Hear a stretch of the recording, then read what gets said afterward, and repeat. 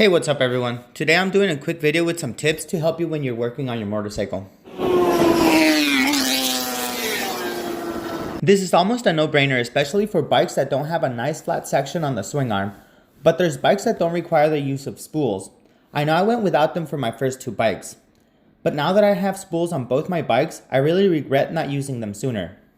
The type of spools you use is not a big deal, so whether you're using something like Vortex spools, which have a tiny slider on it, or something minimalistic like the HHR Performance spools, which are designed to break before your swing arm takes any damage, but still be easily removable with the nut welded just outside the swing arm, at about 35 bucks they're worth it, especially if your bike doesn't have a kickstand. Since my track only bike doesn't have a kickstand and I don't have a pit crew, I need to move my bike from place to place on my own, but bringing the rear stand can be cumbersome.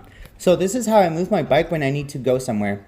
The stand doesn't really move, and if you're careful, you don't have to worry about your paint or anything really. At least on my bike, it doesn't hit anything that I would be really upset if it had some love marks on it. If this helped you out, please give me a like and share this video with others. It might help them too. Now that your bike is on the rear stand with your HHR Performance spools and the tire comes off, don't struggle more than you need to when it comes to putting the tire back on. Instead, get yourself a captive caliper bracket. Not sure if newer bikes have this from the factory, but my previous bikes didn't have it, and the installation was a balancing act. I balanced the caliper on the swing arm, the axle upright on the floor, the tire on my side, and I will gently align the tire in place, only to find that the trip from the side to the swing arm, the spacer had fallen out. Which means you should probably have captive spacers as well. They're designed to stay in place even if you pull on them a little. They can come off, but it's a purposeful procedure, so they won't be falling off on their own as you grab the tire and move it from the floor to the swing arm. There's captive spacers for the front as well, but I don't find the front tire as difficult to put in place with or without the captive spacers. But if the extra expense won't hurt your wallet, then go for it. They will pay for themselves when you're not going crazy trying to find them when they fall and roll across the floor. This part might only apply to ZX6R, ZX10R, or other models that have similar brake pads.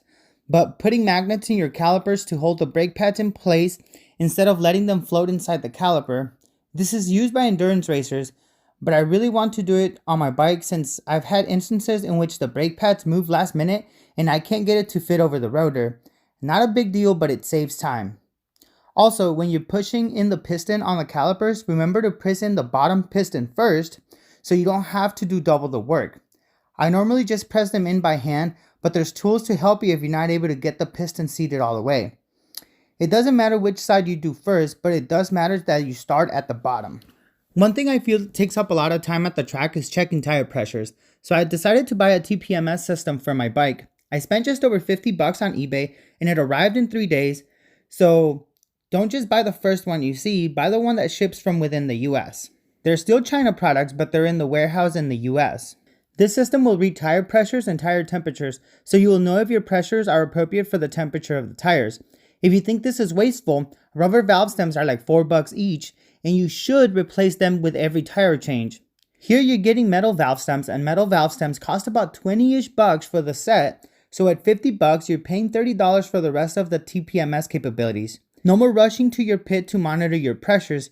You can do it on your outlap, and you can even know when it's safe to pick up the pace in the morning. That benefit alone makes the system worth it.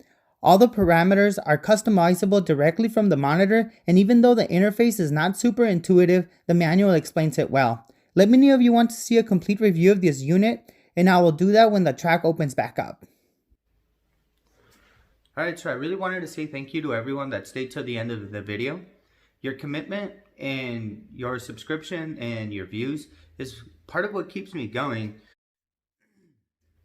I hope you continue to support the channel.